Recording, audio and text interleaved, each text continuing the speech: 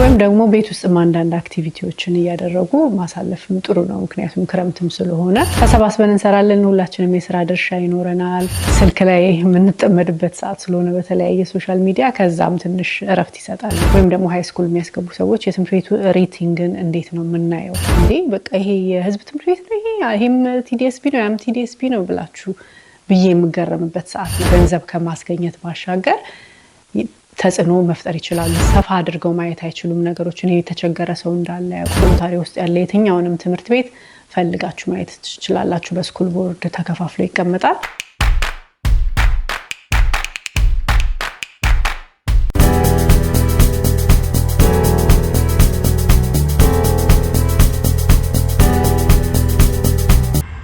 ሰላም እንዴት ናችሁ? ዳር እስከ ዳር ቤተሰቦች እንግዲህ በቅርብ ጊዜያት የክሪስማስ የዚህ ሀገር የፈረንጆች ገና የአዲስ ዓመት እንዲሁም የኢትዮጵያ ገና በቅርብ ጊዜያት ነበሩ። ጥሩ ጊዜ ከቤተሰብ ጋር ሰብሰብ ብላችሁ እንዳሳለፋችሁ ተስፋ አደርጋለሁ። በተለይም ደግሞ የዚህ የፈረንጆች ገና እዚህ ሀገር ላሉ ልጆች ትምህርት ቤት የሚዘጋበት ወቅት ስለሆነ በብዛት ከቤተሰብ ጋር ጥሩ ጊዜ የምናሳልፍበት ጊዜ ነው። እንግዲህ አንዳንድ ቦታ አጋርቸው ነበር። እኔ ምናልባት ካያችሁት አላቅም። በዚህ በገና ወቅት የተለያዩ ነገሮችን በማድረግ ከቤተሰብ ጋር ማሳለፍ ጥሩ ነው። ለምሳሌ አንዳንድ ሰው ይዟቸው ሌላ ቦታ ሊሄድ ይችላል። ወጣ ብሎ መዝናናት ሊሆን ይችላል። እዚሁም አካባቢ መዝናናት ሊሆን ይችላል። ወይም ደግሞ ቤት ውስጥ አንዳንድ አክቲቪቲዎችን እያደረጉ ማሳለፍም ጥሩ ነው። ምክንያቱም ክረምትም ስለሆነ ማንወጣ ከሆነ ማለት ነው። ለምሳሌ እኔ ከቤተሰብ ጋር ማሳልፈው በክሪስማስ ታይም ብዙ ጊዜ ፐዝል እገዛለሁ። ፐዝል በአማርኛ ምን እንደሆነ ባላቅም ያው ተገጣጥሞ የሆነ አንድ ትልቅ ስዕል የሚሰጥ ነገር ነው። በጣም ትንንሽ ፒሶች ናቸውና እነዛን ትንንሽ ፒሶች ቁጭ ብሎ ለመስራት ጊዜ ይወስዳል፣ ትዕግስት ይጠይቃል፣ አብሮ መስራት ደግሞ ይጠይቃል። ስለዚህ ጥሩ የፋሚሊ አክቲቪቲ ነው ብዬ አስባለሁኝ። እንግዲህ ሁላችንም ተሰባስበን እንሰራለን። ሁላችንም የሥራ ድርሻ ይኖረናል። ከዛ ውጤቱን መጨረሻ ላይ ስናየው ደግሞ በጣም ደስ የሚል ይሆናል ማለት ነው። በዚህ ጊዜ እንደምታዩት አሁን ያው ሁላችንም ከህፃን እስከ አዋቂ ስልክ ላይ የምንጠመድበት ሰዓት ስለሆነ በተለያየ ሶሻል ሚዲያ ከዛም ትንሽ እረፍት ይሰጣል። ልጆቹም ደግሞ ደስ ይላል፣ የሆነ እርካታ ይሰጣል መጨረሻ ላይ ተሰርቶ ስታዩትና ከጥቂት ዓመታት ወዲህ እንደዚህ አይነት ነገር ጀምረናል በእኛ ቤተሰብ ማለት ነው። እናንተም እንግዲህ ሜቢ ብትሞክሩት ደስ ይለኛል። ጥሩ የጊዜ ማሳለፊያ ነው። ልጆቹንም ትዕግስት ራሱ ያስተምራቸዋል ማለት ነው። በተለይ አሁን እንዲህ ረፍት አድርጎ ቁጭ ብሎ አንድ ነገር ትኩረት አድርጎ መስራት ያ ደግሞ ትምህርታቸውንም የሚረዳ ነገር ይሆናል ማለት ነው እና ጥሩ ጊዜ እንዳሳለፋችሁ ተስፋ አለኝ። ከዛ በተረፈ ደግሞ ቤተሰብ ሰብሰብ ብሎ ከዘመድ ጓደኛ ጋር በዓሉንም የምናከብርበት ሰዓት ነው። እኔም እንግዲህ በበኩሌ አመት ባሉን ትንሽ እንዴት እንዳሳለፍኩኝ የሚያሳይ ቪዲዮ አሳያችኋለሁ። በዓል በኔ ቤት እንዴት እንዳለፈ። ከዛ ደግሞ ዋናው ዛሬ የመጣሁበት ጉዳይ እዚህ የትምህርት ቤቶችን የዚህ ሀገር ያሉ አንደኛ ደረጃም ሆነ ሁለተኛ ደረጃ ትምህርት ቤቶችን በተለይ ብዙ ወላጆች ይጠይቁኛል። አዲስ ልጆቻቸውን ትምህርት ቤት የሚያስተምሩ ሰዎች የትምህርት ቤት ወይም ደግሞ ሃይ ስኩል የሚያስገቡ ሰዎች የትምህርት ቤቱ ሬቲንግን እንዴት ነው የምናየው የሚል ጥያቄ ያቀርቡልኛል እና ስለዚህ በቃ በዛውም ለምን ለሌላውም ሰው የሚሆን መረጃ አልሰጥም ብዬ ነው የመጣሁትና የቶሮንቶ ዲስትሪክት ስኩል ቦርድ ወይም ቲዲኤስቢ ወይም ደግሞ የካቶሊክ ስኩል ቦርድ ወይም ሃይ ስኩሎችን በተመለከተ ሬቲንግ እንዴት ማየት እንደምትችሉ መረጃውን እሰጣችኋለሁ።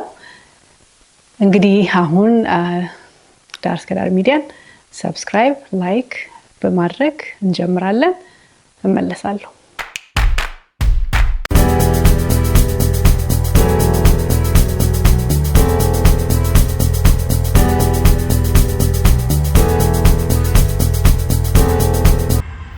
እሺ እንዳልኳችሁ ዛሬ የመጣሁት ይሄንን የስኩል ሬቲንግን በተመለከተ መረጃ ልሰጣችሁ ነው። ከዛ በፊት ግን እኔ እንዳጋጣሚ ሆኖ ከጥቂት ዓመታት በፊት በቶሮንቶ ዲስትሪክት ስኩል ቦርድ ውስጥ የመስራት እድሉ ስለነበረኝ ለተወሰኑ ዓመታት ያየሁትን ነገር ላካፍላችሁ ፈለኩኝ። ምክንያቱም ከዚህ ከሬቲንጉም ጋር ከአንዳንድ ነገሮች ጋርም ስለሚያያዝና እናንተም ልትማሩበት ትችላላችሁ ብዬ ስላሰብኩ ነውና መንግስት የሚደጉማቸው ናቸው እንግዲህ ትምህርት ቤቶች የህዝብ ትምህርት ቤቶች ናቸው። ፐብሊክ ስኩል ነው የሚባሉት እዚህ ሀገር። የመንግስት የህዝብ ይባል ነበር ኢትዮጵያም። እና እነዚህ ትምህርት ቤቶች በየቦታው ነው ያሉት። እና እኔ ግን ያየሁት ዋናው ነገር ሬቲንግ ላይ ወይም የትምህርት ቤቱ ደረጃው ላይ ወይም የትምህርት አሰጣጡ ደረጃ ላይ ትልቅ ለውጥ ያመጣል ወይ ተጽዕኖ ያመጣል ብዬ ያሰብኩት ነገር ምንድነው የአካባቢው ነዋሪ ነው ብዬ ነው ማስበው። ምክንያቱም አንዳንድ ቦታ እኔ ብዙ ቦታ የመሄድ የተለያየ ትምህርት ቤቶች ነበር እየሄድኩኝ የምሰራው በተለይ ለመጀመሪያዎቹ አመታትና እንደዛ በመሄድበት ሰዓት ለምሳሌ አሁን መካከለኛ ገቢና ከፍተኛ ገቢ ያላቸው ሰዎች የሚኖሩበት አካባቢ አለ። ከዛ ደግሞ ዝቅተኛ ገቢ ወይም ሎ ኢንካም ኔበርሁድ ተብለው የተፈረጁ አካባቢዎች አሉ። እና በእነዚህ በሁሉም አካባቢ ያሉ ትምህርት ቤቶችን አይቻለሁኝና ያ ማለት ግን አንድ አካባቢ ያሉት እነዛ ሁሉም ሰዎች ሀብታሞች ናቸው ወይም ደግሞ ዝቅተኛ ተብለው የተፈረጁት ቦታዎች በሙሉ ደሃ ወይም በጣም ዝቅተኛ ገቢ ያላቸው ናቸው ማለት አይደለም። ያው ዳታው የሚመሰረተው የሚወሰደው በአቨሬጅ ነው። ስለዚህ በአማካይ አካባቢ ያለው ሰው ምን ያህል ነው ገቢው የሚለው ሲወሰድ በዛ ነው የሚታየው ማለት ነውና ለዚህ ነው ሰርቬይ ሲሞላ የቤት ቆጠራ ሲደረግ ይሄንን ኢንፎርሜሽን ይሄንን መረጃ ከህዝቡ የሚሰበስቡት በዛ አጋጣሚ ነው። በተለይ ከዛ በተረፈ ደግሞ አገልግሎት በሚሰጥበት ሰዓት አንዳንድ ቦታዎች ስትሄዱ ሰርቬይ ሙሉ ይባላል። ሰርቬይ ስትሞሉ እነዚህ ነገሮችን ይጠይቃቸዋል። ገቢያችሁ የቤተሰባችሁ ገቢ ምን ያህል ነው የሚሉ አይነት ጥያቄዎች ይጠይቃቸዋል። ፈቃደኛ ሆናችሁ ከሞላችሁ ያን ነገር በዛ ነው የሚያውቁት ማለት ነውና ስለዚህ ምንድነው ዋናው ነጥብ ላነሳ የፈለኩት አንዳንድ እነዚህ ደና ገቢ ወይም በመካከለኛ ገቢ የተፈረጁት ትምህርት ቤቶች አካባቢ ሲሄድ እኔ በጣም ነበር የሚገርመኝ። ምክንያቱም መንግስት የሚሰጠው በጀት አንድ አይነት ነው ለካቶሊክ ስኩል ቦርድ ወይም ለህዝብ ትምህርት ቤቶች የሚሰጠው በጀት አንድ አይነት ነው። ነገር ግን እነዚህ አይነት ቦታዎች ስትሄዱ እንዴ በቃ ይሄ የህዝብ ትምህርት ቤት ነው ይሄም ቲዲኤስቢ ነው ያም ቲዲኤስቢ ነው ብላችሁ ብዬ የምገረምበት ሰዓት ነበርና ያ እንደዛ ሊሆን የቻለው ለምንድነው ሰዎቹ ነዋሪዎቹ በጣም በአክቲቭሊ ስለሚሳተፉ ነው። በትምህርት አሰጣጡ ላይ ትምህርት አሰጣጡን በጣም ይከታተላሉ። ትምህርት ቤቱን የሚያዩት የሚገርማችሁ ነገር እኔ ከብዙዎቹ ጋር በግል ማወራ ስለነበረ በስራ ምክንያት ትምህርት ቤቱን ልክ እንደራሳቸው እንደቤታቸው ተቀጽላ ነው የሚያዩት። በቃ ልክ እንደራሴ የራሳቸው አድርገው ነው የሚወስዱት እንጂ ዝም ብለው ልጆቻቸውን ድሮፕ አድርገው የሚሄዱበት አይደለም። ኤኒ ታይም ይሄዳሉ፣ ይገባሉ፣ ይወጣሉ። የሆነ ችግር ካለ የሚያዩትን ነገር ወዲያውኑ ይናገራሉ። ደስ የማይል ነገር ትምህርት ቤት ውስጥ ወይም ባንድ በስታፍ ወይም በአስተማሪ ወይም በቤተሰብ በተለያየ ነገር ሊሆን ይችላልና በጣም ኢንጌጅድ ናቸው እና በዛ ምክንያት ካላቸው አንደኛ ያላቸውን ነገር አሰባስበው ፈንድሬዝ ያደርጋሉ። በጣም ገቢ ማሰባሰቢያ ነገሮችን ያደርጋሉ። ያላቸውን ፖዚሽን ተጠቅመው የሚሰሩበትን ቦታ ከተለያየ ቦታ እነዚህን ጉዳዮች ደግሞ ተጠቅመው ተጽዕኖ መፍጠር ይችላሉ ራሱ ትምህርት ቤቱ ላይ ማለት ነው እና ገንዘብ ከማስገኘት ባሻገር ተጽዕኖ መፍጠር ይችላሉ ማለት አሁን ለምሳሌ አንድ ችግር ቢፈጠር ትምህርት ቤታችን እዚህ አካባቢ ያለው እንዲህ እየሆነ ነው ብለው የዛ አካባቢ ያለው ተወካይ ጋር ሄደው አድቮኬት ያደርጋሉ ማለት ነውና በዛ ምክንያት በጣም ብዙ ነገሮች የተለዩ ናቸው። አንዳንድ ቦታዎች አሁን እኔ ስሄድ ለምሳሌ አንድ ስማርት ቦርድ ወይም ሁለት ስማርት ቦርድ ነበር የነበረው ከጥቂት አመታት በፊት። ሌሎቹ ጋር ስሄድ እንዳለ በስማርት ቦርድ ነው የሚማሩትና በእርግጥ የገንዘብ አቅም ጉዳይም አለ። ራሳቸውም አሰባስበው እንደዛ ማድረግ ስለሚችሉ ነው። ግን ዋናው ነጥብ ምንድነው በጣም ትምህርት ቤት ውስጥ አክቲቭሊ ኢንቮልቭ ያደርጋሉና ይሄ በጣም ትልቅ ነጥብ ሆኖ አግኝቼዋለሁ። ስለዚህ በዚህ አጋጣሚ መምከር የምፈልገው ምንድነው የምትችሉ ወላጆች አክቲቭሊ ብትሳተፉ ጥሩ ነው ትምህርት ቤት ውስጥ። ምክንያቱም ለውጥ አለው። ወላጅ በጣም ክትትል ሲያደርግ እዛ አካባቢ ትምህርት ቤት ውስጥ ያሉትም ሰዎች ይበረታታሉ፣ ይነቃቃሉ። የሚያዩትን ነገር እንዲህ ዝም ብሎ በቸልተኝነት ማለፍ አይችሉም ማለት ነው። ምክንያቱም ስለምትከታተሉና ትምህርት ቤት ሂዱ። እናትም አባትም ደግሞ ሲሄዱ ብዙ ጊዜ ብዙዎቻችን ጋር ማየው ሴቶች ናቸው፣ እናቶች ናቸው ትምህርት ቤት የሚያደርሱት የሚያመጡት። ወላጅም ሲባል የሚሄዱት ወይም ደግሞ አንድ ፓረንት ነው የሚሄደውና በተለይ በአንዳንድ ማህበረሰቦች ላይ ደግሞ አባት የላቸውም የሚል አይነት የተሳሳተ እሳቤ ወይም ስቴሪዮታይፒንግ ስላለ ያንን ነገር ለመሻር እናንተ አባትም እናትም ቢሄዱ ጥሩ ነው። ወላጆች ኮሚቴ ውስጥ መሳተፍ ከቻላችሁ በጣም ቆንጆ ነው። እኔ ተሳትፌ አላቅም፣ ግን ብሳተፍ ኖሮ ደስ ይለኝ ነበር በፊት። አሁን እያወቅኩኝ ስመጣ ማለት ነው። ያው ጊዜ እንደሌለ ይገባኛል፣ ግን በመትችሉት መሳተፍ አለዛ ደግሞ መከታተል በጣም መከታተል ያስፈልጋል ለምሳሌ አሁን ቮለንቲር ሲፈልጉ እንደዚህ አይነት ትሪፕ እንሄዳለን አግዙን ወላጆች ሲሉ ኢንቮልቭ ማድረግ ጥሩ ነው ከቻላችሁ ጊዜ ካላችሁ ነው አንዱ ለሶስት ጊዜ እጄ ነበር በመችልበት ሰዓት ማተርኒቲ ሊቭ ላይ ያያለው እና በጣም ደስ ይላል በቃ ልጆቹንም ታቋቸዋላችሁ ከማን ጋር እንደሚማሩ ልጆቻችሁ ራሱ በቅርበት ታያላችሁ ያንን ነገር ራሱ ስታዩ ራሱ ኦኬ እንደዚህ አይነት ነገር አለ ስለዚህ ማየት የምትፈልጉት ነገር አንዳንድ በቃ አላስበውም የምትሉት ነገር ሁሉ ታያላችሁ አስተማሪዎቹን ባህሪ ታያላችሁ ያለውን በቃ ያላቸውን የልጆቹን ግንኙነት ዝምተኛ ናቸው አይናፋር ናቸው እንዴት ነው ኢንጌጅ የሚያደርጉት እነዛን ሁሉ ለማየት እድሉን ይሰጣቸዋል ይሄ እንደዚህ አይነት ቦታ መሄድና በጣም ጥሩ አጋጣሚ ነው የምትችሉ ከስራ ፈቃድ መውሰድ የምትችሉም ሰዎች ካላችሁ ከስራ ፈቃድ እየወሰዳችሁ ብትሄዱ ጥሩ ነው በጣም ፕሬዘንስን ማሳየት ወይም ደግሞ ልጆቻችሁን እንደምትከታተሉ ወላጆች አስተማሪዎች ሲያውቁ በጣም ትልቅ ለውጥ አለው ከዛ በተጨማሪ ደግሞ ማለት የምፈልገው ልጆቹንም ደግሞ ከመምህራኑ ጋር ከመከታተል ባሻገር ከነሱ ጋር ደግሞ በጣም ማውራት ያስፈልጋል መጠየቅ ያስፈልጋል እኔ ትምህርት ቤት ውስጥ ሄጄ ስላየሁት ልጆች በጣም ብዙ ጫና አለባቸው ልክኛ ቤት ውስጥ የምናደርግባቸውን አይነት የተለያየ በቃ የምንቆጣቸውን አይነት ትምህርት ቤት ውስጥም ደግሞ ከተለያየ አቅጣጫ እንደዛ አይነት ፕሬሸር እንዳለባቸው ማወቅ አለባቸው ጫና አለባቸው የጓደኛ ጫና አለ የትምህርቱ ጫና የራሱ አለ የመምህራን አለ ስለዚህ እነዛ ነገሮች ስላሉ ልጆቻችሁንም ጊዜ ሰጣችሁ ማዳመጥ መከታተል በጣም ያስፈልጋል እላችኋለሁ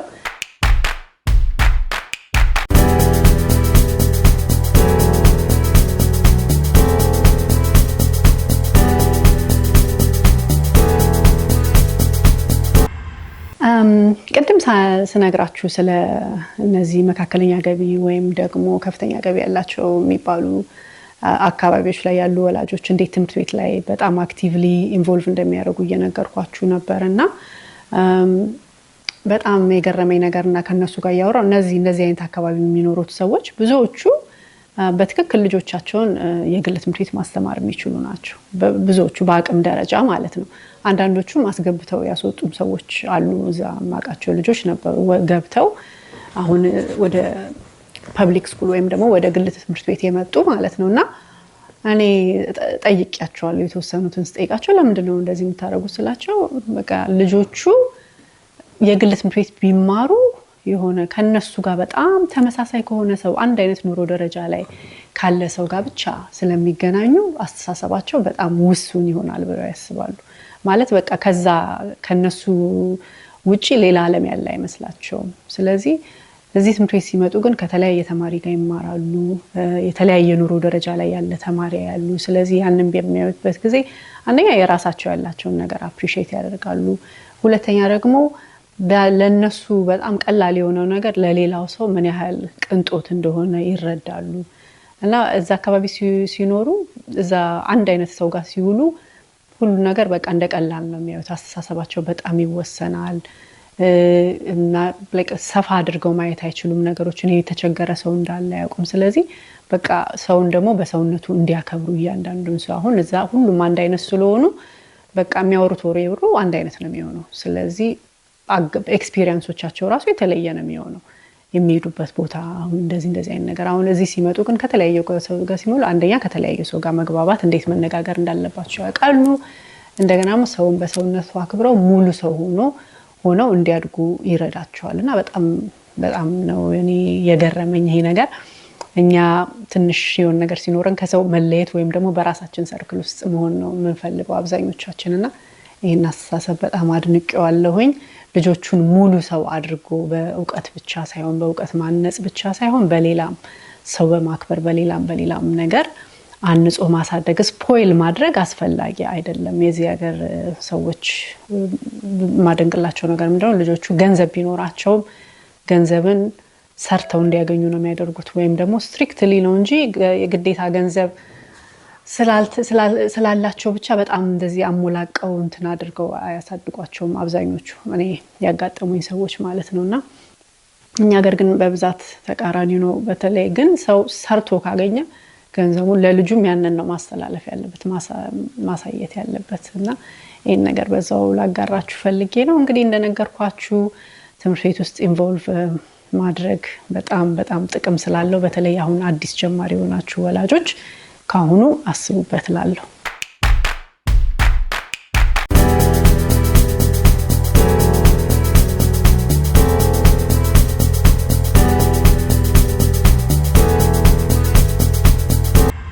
እሺ ውድ ዳርስ ከዳር ቤተሰቦች እንግዲህ ተመልሼ መጥቻለሁ። ዳርስ ከዳር ሚዲያን እንደተለመደው ላይክ፣ ሰብስክራይብ፣ ሼር ማድረግ አትርሱ። እንግዲህ እስካሁን ድረስ ያው የቲዲኤስቢ ወይም ደግሞ ትምህርት ቤት ውስጥ ሰራ የነበረኝን ትንሽ ልምድ አካፍያችኋለሁ። እናንተም ደግሞ ተመሳሳይ ልምድ እንደሚኖራችሁ እጠብቃለሁ። ስለዚህ እንደዚህ ያለፋችሁበት ነገር ካለ ያሳለፋችሁት ነገር ካለ አስተያየታችሁን በኮሜንት ሀሳብ መስጫ ሳጥኑ ላይ አስቀምጡልኝ። በተጨማሪ ደግሞ በልጆች ጉዳይ ሊሆን ይችላል፣ በትምህርት ቤት ጉዳይ ሊሆን ይችላል፣ ወይም ደግሞ ከስደት ጋር በተያያዘ አሁን እንደምታውቁት ብዙ ስደት በጣም ረጅም ጊዜ ነው የሚፈጀው። ቤተሰብ ለመገናኘት በጣም ብዙ ጊዜ ይፈጅበታልና እነዚህን ጉዳዮች በተመለከተ የኔ ታሪክ እንደው በሚዲያ ቢነገር ለሌሎች ሰዎች መማሪያ ይሆናል፣ ብርታት ይሆናል፣ ተስፋ ይሰጣል ብላችሁ የምታስቡ እንደዚህ አይነት ታሪክ ያላችሁ ሰዎች ካላችሁ የተለያዩ ሶሻል ሚዲያዎች የፌስቡክ አካውንቴን ወይም ሌሎቹን በመጠቀም ልታገኙኝ ትችላላችሁ።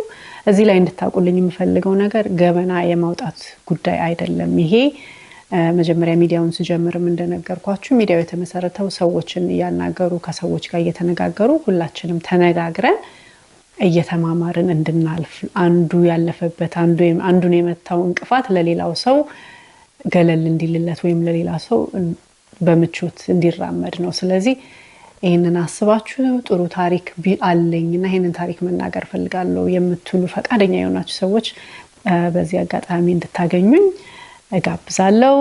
አመሰግናለሁ። አሁን እንግዲህ ዋና ነጥብ እሄዳለሁ። የትምህርት ቤት ሬቲንግን እንዴት ነው የምናውቀው የሚለውን ነግራችኋለሁ። የትምህርት ቤት ሬቲንጎች የሚታዩበት ዌብሳይት አለ። እዚህ ከታች ሊንኩ ይቀመጥላችኋል። ፍሬዘር ኢንስቲትዩት ይባላል እና ይሄ ፍሬዘር ኢንስቲትዩት የሚባል ዌብሳይት ነው። ይሄ ዌብሳይት በኦንታሪዮ ያሉ ትምህርት ቤቶችን በሙሉ የቶሮንቶ ዲስትሪክት ስኩል ቦርድ፣ ቶሮንቶ ካቶሊክ ዲስትሪክት ስኩል ቦርድ ማለት የህዝብ ትምህርት ቤቱም እንደገና የካቶሊክ ትምህርት ቤቱም እንደገና የፕራይቬት ስኩሎችን የግል ትምህርት ቤቶችን ሳይቀር ሬት ያደርጋል እና እንዴት ነው ሬት የሚያደርገው የሚለውን ለመንገር ያህል ደግሞ 3ኛ ክፍል፣ 6ኛ ክፍል እና 9ኛ ክፍል የሚወሰዱ አጠቃላይ ፈተናዎች አሉ። ኢኪዌኦ ይባላል እዚህ ሀገር። ኢትዮጵያ ልክ እንደ ሚኒስትሪ እንደማለት ነው። 3ኛ፣ 6ኛ እና 9ኛ። ከዛ በተጨማሪ ደግሞ 10ኛ ክፍል ደግሞ ኦስላት ኦኤስኤስኤልቲ የሚባል ቴስት አለ። እነዚህም ሁሉም አጠቃላይ ፈተናዎች ናቸው። ሁሉም ተማሪ በግድ የሚወስዳቸው እና እነዚህን ፈተናዎች ወስደው በዚህ ላይ በተመሰረተ በሪፖርት ካርዱ በዛ ላይ መሰረቱና ለ5 አመት ነው አቨሬጅ የሚያደርጉት። የ5 አመት ውጤት ታይቶ በዛ መሰረት ነው የሚወጣው ማለት ነው ሬቲንጉ። ስለዚህ እዛ ላይ ገብታችሁ ኦንታሪዮ ውስጥ ያለ የትኛውንም ትምህርት ቤት ፈልጋችሁ ማየት ትችላላችሁ። በስኩል ቦርድ ተከፋፍሎ ይቀመጣል። በዚህ አጋጣሚ ቅድም ካልኩት ነገር ጋር የሚያያዝ ነገር አለ። ይሄን ሬቲንግም በተመለከተ አንዳንድ ሰዎች የሚያነሱት ትችት አለ። ይሄ ምንድነው? ባያዝድ ነው።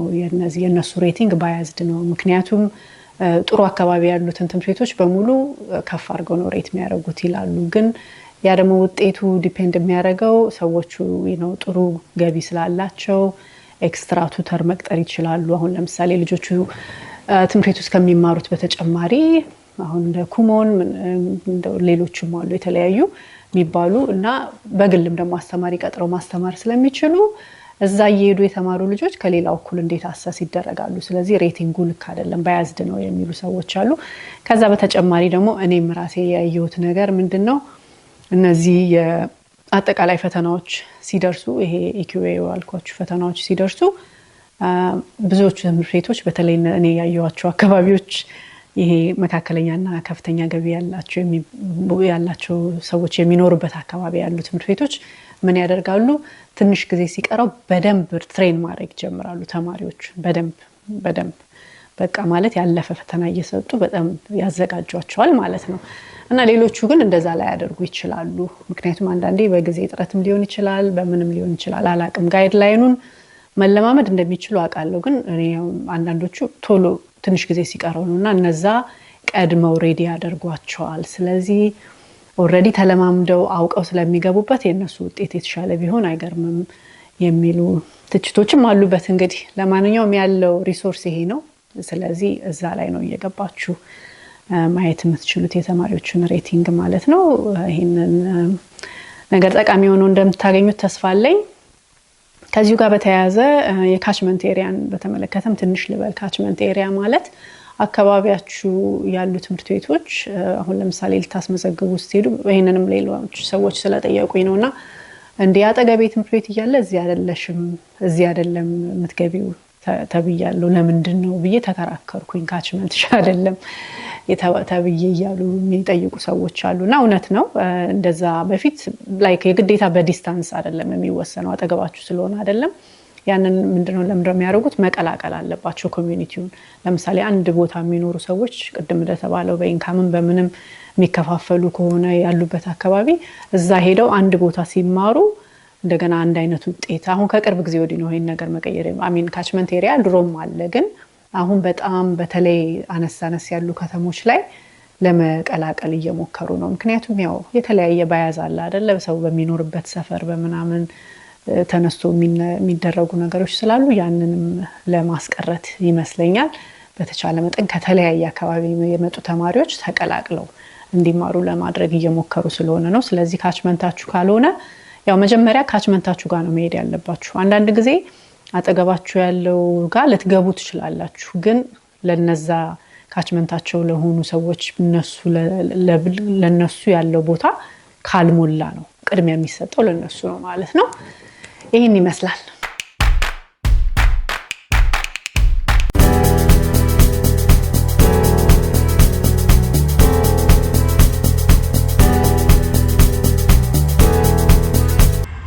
እሺ እንግዲህ ውድ ዳርስ ከዳር ቤተሰቦቼ ያጋራሁትን ዝግጅት መልካም ነገር እንደቀሰማችሁበት ጥሩ መረጃ እንዳገኛችሁበት ተስፋ አደርጋለሁ።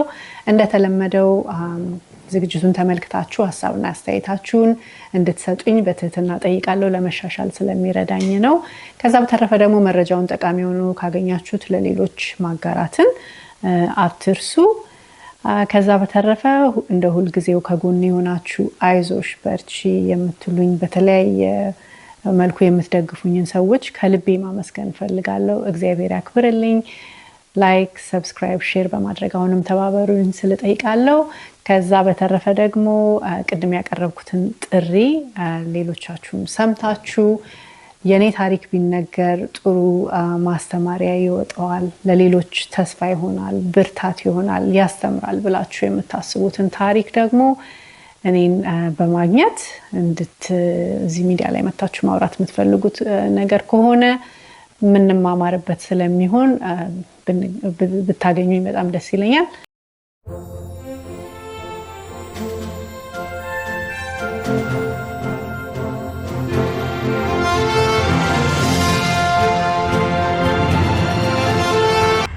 በመጨረሻም የገና በዓል እንዴት በኔ ቤት እንዴት እንዳለፈ ትንሽ አሳያችኋለሁ። በዓልን ከወዳጅ ዘመድ ጋር ሰብሰብ ብሎ ማሳለፍ ትልቅ ደስታ ይሰጣል። ምክንያቱም ከሀገራችን ይዘን የመጣ ነው ባህላችን ነው። በዛ ላይ ደግሞ በዓል ከሰው ጋር ካልሆነ ግርግር ካልሆነ ደስ አይልም። ስለዚህ ሁልጊዜም ያሏችሁን በአካባቢያችሁ ያላችሁን የምትወዷቸውን የምታከብሯቸውን ሰዎች ሰብሰብ አድርጋችሁ በተቻለ መጠን በዓል ስታከብሩ ትልቅ ትርጉም ይኖረዋል ማለት ነው። ስለዚህ እናንተም እንድታዩልኝ እንግዲህ ጋብዣችኋለሁ። በመጨረሻ አጠር ያለ የበዓል ድባብ በኔ ቤት ምን ይመስላል የሚለውን ተጋበዙልኝ። በዚሁ ሰናበታችኋለሁ። እስከሚቀጥለው ዝግጅት ድረስ ላይክ፣ ሰብስክራይብ፣ ሼር ማድረግ አትርሱ። ሰላም ሁኑልኝ።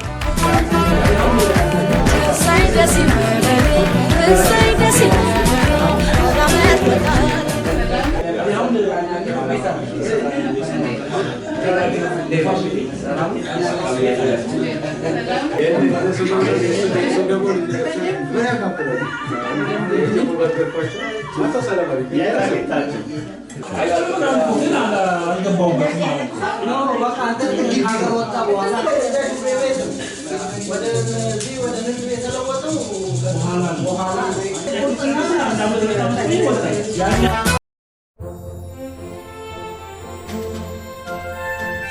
Thank you.